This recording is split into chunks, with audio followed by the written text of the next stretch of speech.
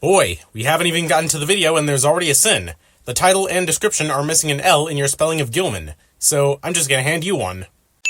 Comcast. DreamWorks decided to open their masturbatory franchise Flyby with the 2022 instant classic that was The Bad Guys? Two sins. One, Jeremy makes a disgusting remark that no one asked for, cliché. And two, why not The Bad Guys? That movie did well financially and critically. In fact, DreamWorks has since given it a Christmas special on Netflix, and they'll probably be doing more with that franchise in the near future. Comcast times 2. Okay, I removed a sin for Comcast the first time because I'm still salty about how they, or rather their subsidiary Universal, treated the release of this film. But now you're double sinning. The ocean is a mysterious world. Generation Foundation. Sinning Jane Fonda. That's worth these many sins.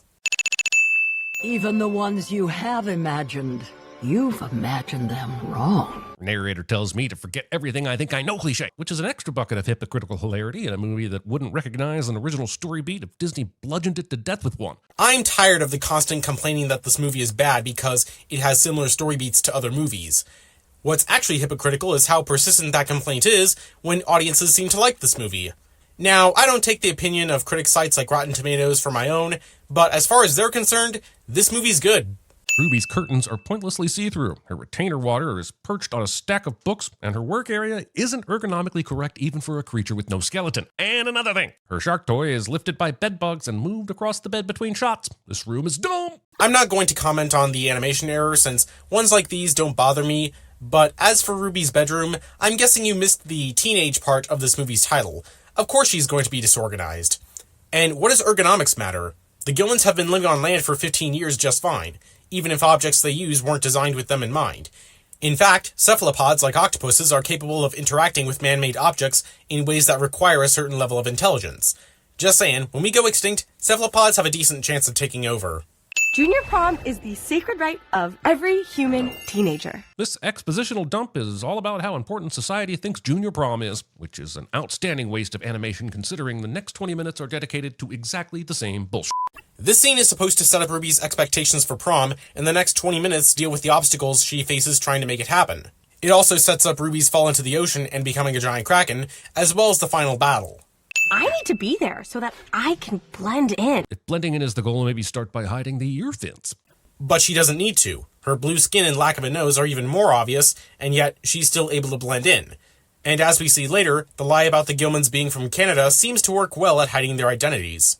But the prom boat is on the water. Why? Why would a school risk this? Junior high school kids almost die daily just by walking on a regular floor, let alone one that is floating on the water. Did your high school never hold events outside the main campus? My high school graduation party took place on a ranch and lasted until 4 in the morning. I also think a town called Oceanside would be familiar with any risks of having a party on a boat and how to avoid those risks. Listen, the animation style in Puss in Boots: The Last Wish was refreshingly unique and freaking gorgeous, but don't push your f***ing luck, DreamWorks. He says while showing live-action footage of the Puss in Boots plush toy in this movie that isn't stylized.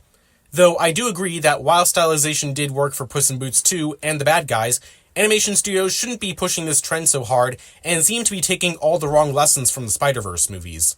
This is a make or break moment. I'm selling an entire development. But Mom, you're what? Already successful? Already good at your job? Passionate? Aggressively warrior-esque? And shouldn't have a party? This movie is so vague I genuinely have no idea what the writers intended me to assume. Well, if you weren't talking over the footage that you're showing right now, you would have let your audience know that the movie does explain who Agatha is.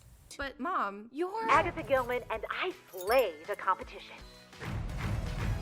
I swear, you are trying to weaponize the fact that not many people saw this movie to downplay how smart the writing of it actually is. In other words, you are a liar. Also, for a family trying to blend into a quiet seaside town and use I'm Canadian as a cover-up for being blue and only having 3 fingers, they sure are showcasing their oddities to the entire f***ing world by streaming, aren't they? Again, no one notices and their way of hiding works for them. Just because the audience can notice something doesn't mean characters in the movie do. She blue. I'm from Canada. Eh? Oh, that totally makes sense. This excuse is ridiculous bullshit. But fortunately for the Gillman family, everyone in this town is extremely Canada racist. And this is what I was talking about a couple sins ago. This explanation works so well for the Gillmans and is the movie's version of the Clark Kent wearing glasses trope, used in a comedic manner. But I want to ask the Canadians in my audience, were any of you offended by this? I can't speak as to why the filmmakers chose this for the joke, but in one of the movie's storyboards, the original explanation was going to be that the Gillmans were from Portland, in the nearby state of Oregon, since this movie is set in Northern California.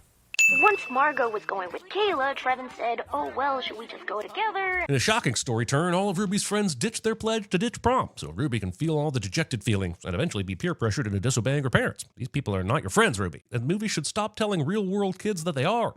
But they are her friends. The movie later takes the position that Ruby was wrong for ditching squad solidarity, and that they actually accept her for the Kraken she is. She even apologizes for it at the end of the movie. Unless there's a tragic accident. Giving so few fucks about your movie that your side characters' entire backgrounds are just has colorful hair, likes to game, and is Wednesday Addams. He says, while showing that all three of these characters have colored hair. It's easier to see in close-ups, but Trevin's hair does have a bluish hue to it. Besides, Margot's background is that she's a drama student, as evident from her use of terms like, "Oh, life is not a dress rehearsal. Rain down like closing night on Broadway." Ruby! Well, leading lady. Also, one of the reasons I hate animated movies is that... And let me stop you right there. Jeremy hates animated movies. This is prom, and I really want to be a part of it. It's like Margot is forgetting that going to prom was not the plan until she had a date and then changed her mind. Changing her mind is fine, but acting like Ruby is the issue here is not. Ruby said that the anti-prom party was Plan B. Plan A was made under the assumption that her mother would allow her to go. That's why Margot accepted Kayla's promposal. Besides, you don't just leave someone hanging when they ask you to prom. You give them a straight answer, or as Margot put it, Carpe diem. I'll go to prom. Step 1, you're going to need a promposal. Prom. skip. I could maybe give this part of the movie a pass, but it really seems like Ruby and friends enter this hallway, and this is not a dream sequence. This is apparently really happening, and that is scary. Jeremy must have been homeschooled, because I can tell you, I've seen crazier high school halls than this. This kid is jumping out of a trash can disguised as a whale. Are there no limits in this universe? And where did they find the clean trash can in a junior high school? Maybe it was brought from home considering the effort to dress it up as a whale. If it was from the school, it could have been cleaned out beforehand. But what I really take issue with is that you call Oceanside High a junior high school, which is the same as calling it a middle school. Ruby is a junior in high school, which means that she's in the 11th grade. Ariel Lowe's ass is at eye level, and in the next shot she's descending a path of woven arms from on high where absolutely no one would have been on eye level with her booty. You show at the start of your footage that Chelsea is crouched over, which would put her ass at eye level with the other students. She then stands straight up when she's about to walk down, using their backs as stairs. Also, your voice says Airy Hello, but your subtitles say Airy Hell No. I spot little Mr. Skater Boy here. His skateboard sank into the water. How did she know he was a skater? I mean, he is, but she couldn't have known that. You already know Chelsea is a mermaid, as evident from you calling out her resemblance to Ariel in the previous sin. An easy explanation would be that she was in the water when Connor fell in and saw his skateboard sink. Alternatively, we can see her shadow walk up to Connor when Ruby dropped him off on the pier, which you can also see in this wide shot. Maybe she was close by and saw it all happen. Now, I'm not much of a swimmer. Yeah, she hates swimming so much that she manages to rescue Connor without getting a single droplet of water on her, and nobody thinks this is strange. This logic is partially fair. Chelsea's hair is wet outside of the water when she's captured by Gordon at the end of the movie. But like the shark toy from earlier, you shouldn't expect the movie to be perfectly consistent with this, since it's not required to understand or enjoy the scene. Though this does support my alternative hypothesis that she was near the pier and saw the accident with Ruby and Connor. Besides, she's lying to the other students in this scene, and they're just not questioning why her hair isn't wet. Just like how CinemaSins fans don't question them when they manipulate movie scenes.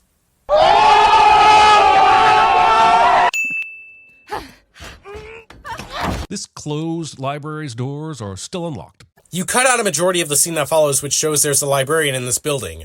It's likely she unlocked the door and was getting everything prepared to open up, which would explain why only the left side of the door was locked. Either that, or Ruby used her upper arm strength that Brill mentions later. No one is crushed to death in this scene. Well, yeah, because like I said, the librarian was the only other person in the building, and she got away. And Chelsea was only just arriving on the scene when it happened.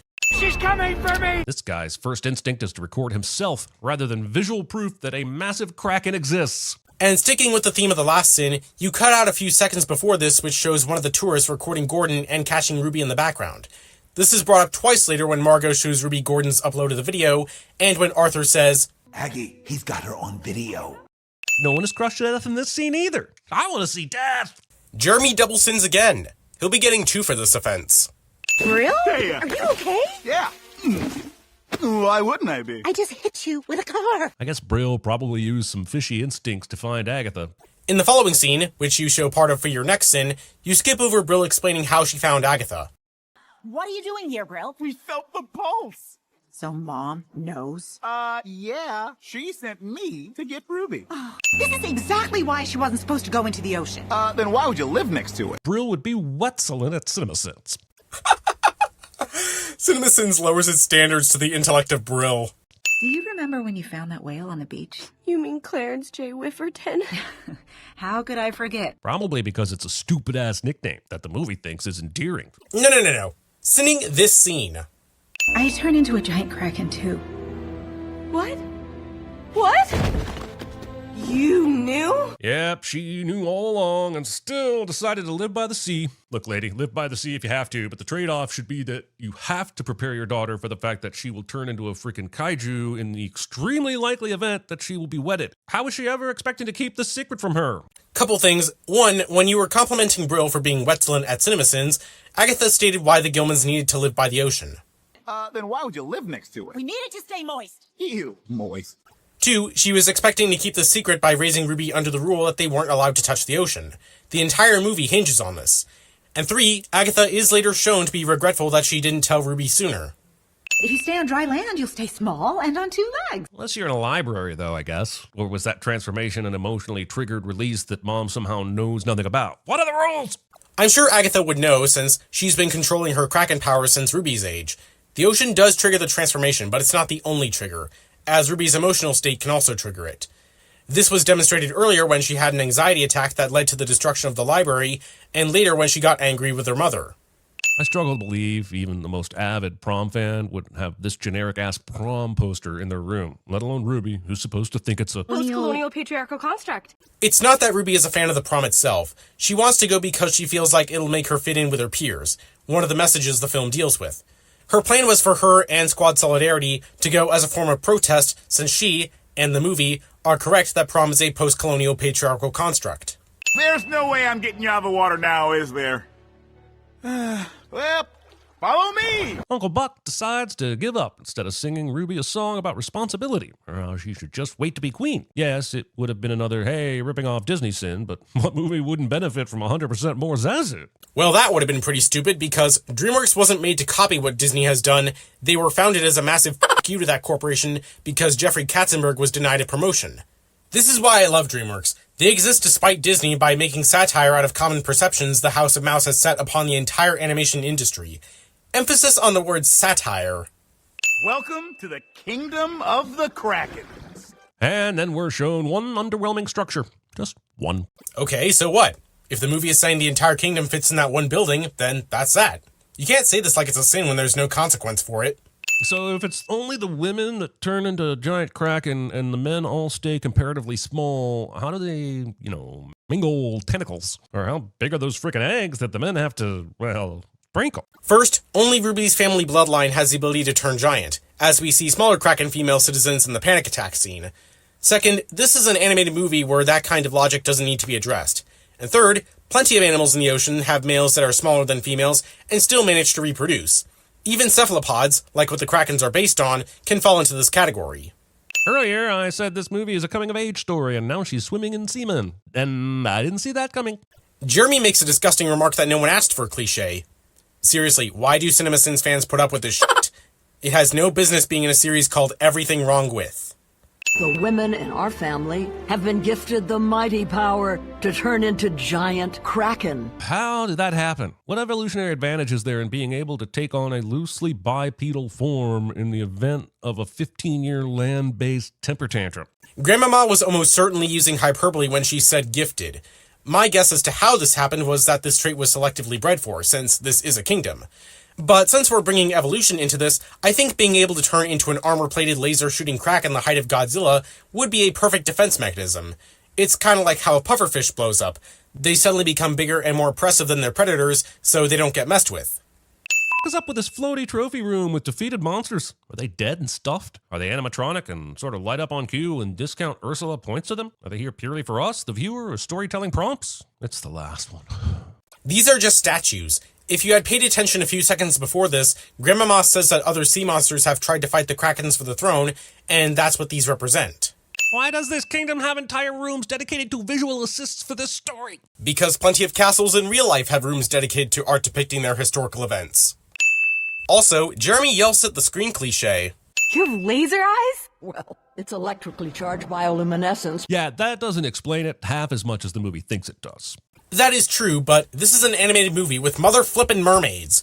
Look, I love biology, including marine biology, but this is where you have to take the fiction with the science in the science fiction genre. It doesn't matter if it makes sense. The movie is either using fiction to introduce a scientific concept, or using a scientific term the audience may be familiar with to justify an idea in fiction. Besides, a Kraken with laser eyes is a wicked cool idea. Kraken ahoy! Fly, me beauties!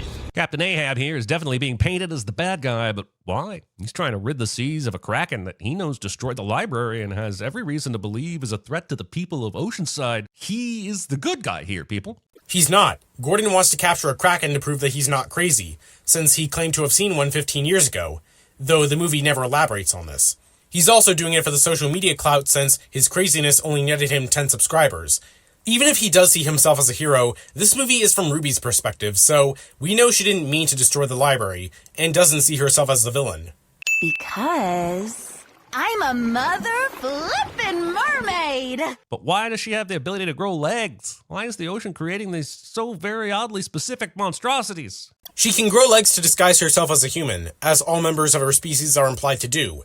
This is also likely a play on when Ariel got turned into a human in The Little Mermaid, and many ancient depictions of mermaids and sirens gave them legs too. Surprise! It's a bomb! Ballsy cold open to the shareholders meeting that took place immediately after this movie's opening weekend somehow makes it into the script. That's not a sin for the movie. That's a sin for the assholes at Universal who didn't advertise this movie and put it out to die in the competitive summer 2023 movie market. You need a Super Seagirl Ditch Day! Okay. Let's do it. It is mere hours after her grandmother told her about how evil mermaids are and how her own mother fought in a war against them, and yet Ruby is ready to ditch school and become besties with the first mermaid she meets. She isn't conflicted for even a second. Yes, but that same mermaid also saved her life the previous night. You're also forgetting that Ruby's arc in this film is about her fitting in, and now she comes across someone her age who's also a sea creature and deals with the struggle of hiding her identity from the world. This bread is fucking thick! Jeremy has never heard of Texas toast. See that, Jeremy? Look how thick that is. Show me how to use my powers. Oh, I thought you'd never ask. It's time for a Rocky-esque training montage, which pulls double duty by being unoriginal and completely missing the point. The training montages are supposed to be about seeing the hero conquer adversity. It's hard to root for Ruby when we all know her dumbass is helping the villain. I think you're the one missing the point, Jeremy. This montage isn't supposed to be about Ruby conquering adversity. It's to show her learning to use her powers and how her relationships with Connor and Squad Solidarity degrade as she hangs out with Chelsea more. How do you shut them off? Not making the answer to that question step one of your laser eye lesson. Ruby never considered this because she was really excited to use her laser eyes. But you wouldn't have known that from only sinning what exists in the short seconds of footage you have for each sin, and you can't even get that right half the time. A freak from the deep shows up and I'm supposed to learn that. You're Kraken hiding as a human. I didn't play Jeremy's audio here because the sin itself doesn't matter. The issue here is that CinemaSins credits Connor for saying this line, even though it was said by a random background character in an earlier scene. A tentacle freak from the deep shows up and I'm supposed to learn that? While I'm at it, they also labeled Agatha as Mom during the scene in Arthur's antique shop. No one sees the glowing dog thing return to life and lick the kid. That's because Gordon walked down to the lower level of the bus boat before Nessie stopped playing dead. What the f*** did Connor do wrong? You shot him in the face with a confetti cannon, caused him to nearly drown, ditched him for your new mermaid friend, and now you're straight up rejecting his calls? Ruby sucks. That's kind of the point. Like I said, Ruby's relationships with her friends have degraded over the last few days because she thinks that she has better things to do than hang out with them. This plays into her learning to appreciate them at the end of the movie. Inserting a crusted meat tube into someone's orifice without explicit consent. Jeremy makes a disgusting remark that no one asked. I sacrificed everything to give you this fake life. Expecting your child or anyone to be grateful for a sacrifice they didn't ask you to make. Dude, she is her mother. Ruby doesn't get a choice in the matter. She's arguing about a decision that Agatha made for her well-being. I think that's a pretty valid reason for Agatha to lay down the law. I fight for my family. Skip. Of course, just skip over this scene that unpacks all the drama and character motivation for Agatha and her fallout with her mother. It's not like this would have helped your understanding of this film at all. There is no Chelsea. I am Nerissa. Surprise! Chelsea is evil. But holy gills, how did she come up with this plan so quickly? She either had all of this lined up and ready to go for the second Ruby fell in the water and made the call, or Ruby fell in the ocean and within seconds Chelsea came up with the secret identity and rolled at the school so she could make friends with Ruby, all in time to claim credit for rescuing Connor. First, you misspelled Nerissa. It's with an E, not an A, since she's named after the Nereids of Greek mythology, 50 sea nymphs who were the granddaughters of the Titan Oceanus, who is the namesake of this film's MacGuffin, possibly explaining Nerissa's connection to it. And second, while I don't blame you for thinking about what Nerissa's plan was, you're forgetting that she's a siren, who are often portrayed as being deceptive and manipulative, so I don't doubt her ability to come up with such a plan. I'm a flippin' mermaid! Nerissa straight up stabs Ruby in the arm with the almighty weapon of mass destruction, and it doesn't even leave a puncture wound? What the f does this thing actually do? Why should I care that she has it? Again, the animation error is irrelevant, but as for your question, the movie is clearly showing you that one of the Trident's powers is being able to drain energy from Krakens. This is why Ruby temporarily lost her bioluminescence. As for why you should care, the movie already explained that the Trident was the only weapon powerful enough to kill a giant Kraken, and that Nerissa had previously used it to kill several of Ruby's relatives. Lucky for me, mermaids don't age. Unluckily for you, that won't stop me from saying how f***ing convenient that happens to be for the purposes of your make everyone think I'm my own daughter plan. Nerissa's line here implies that agelessness is another ability intrinsic to mermaids as a species.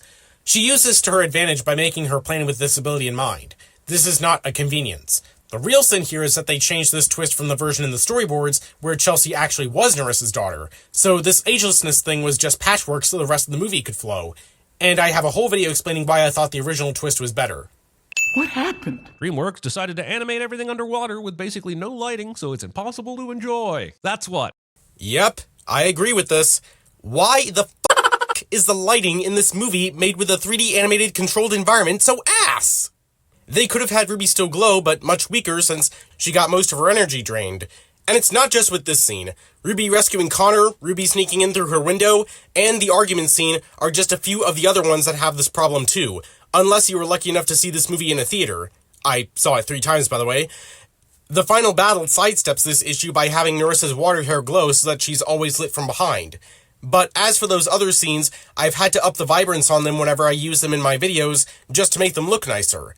All this is to say, this is an actual CinemaSin. I should have just gone home, like she said. Gone back to hiding and stayed small. What? No, Ruby. That's not what your mom meant. That is exactly what her mom meant, and everyone would be better if Brill had died by harpoon earlier. No, it isn't. Agatha was only looking out for her daughter and wanted her to go home so that she could calm down, not because she was trying to force Ruby to live a life of hiding. I could never understand why she chose to leave the ocean. I've spent less than 80 minutes with you, dude, and I can already see why she left. Again, you misunderstood that argument. Agatha leaving the ocean had nothing to do with Brill. She explicitly says, We left the ocean because of a mermaid. What is she doing? Answering the call. But that doesn't mean she has to answer it alone. Go help her out, you assholes. These assholes just got their asses handed to them by Nerissa and were left too exhausted to fight. In fact, later, Agatha only had enough strength to throw a chunk of a house at her. The movie made a mistake when it spent so much time bragging about laser eyes and then showed me a battle where Ruby is clearly saving the laser eyes for later, which is dumb. Blast the beast and end this horrible movie. This is like complaining about Godzilla still fighting hand-to-hand even though he has atomic breath. Not only is it possible that Titan mermaids could be resistant to Kraken laser eyes, which I wouldn't be surprised by given that Nerissa is covered in reflective fish scales, the laser eyes are probably a costly ability.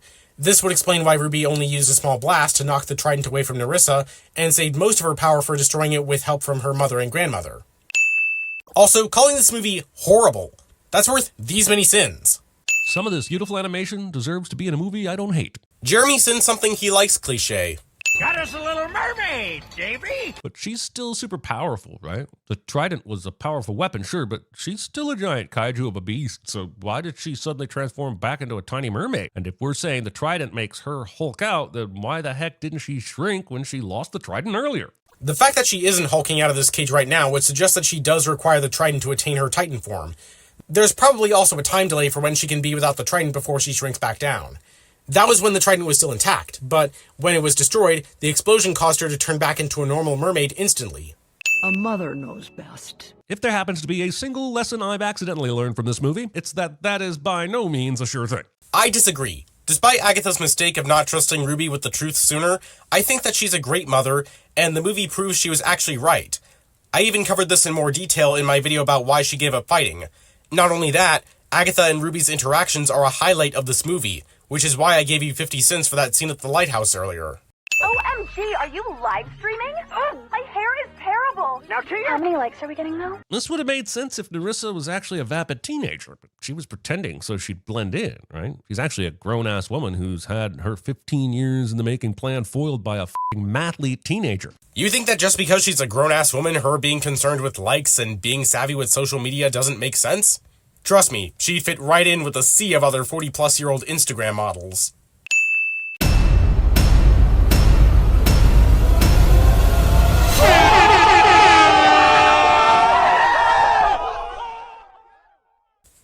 Hey guys, Grandy Tamias here. I know some of you already saw this video, but I decided to re-upload it due to a copyright claim.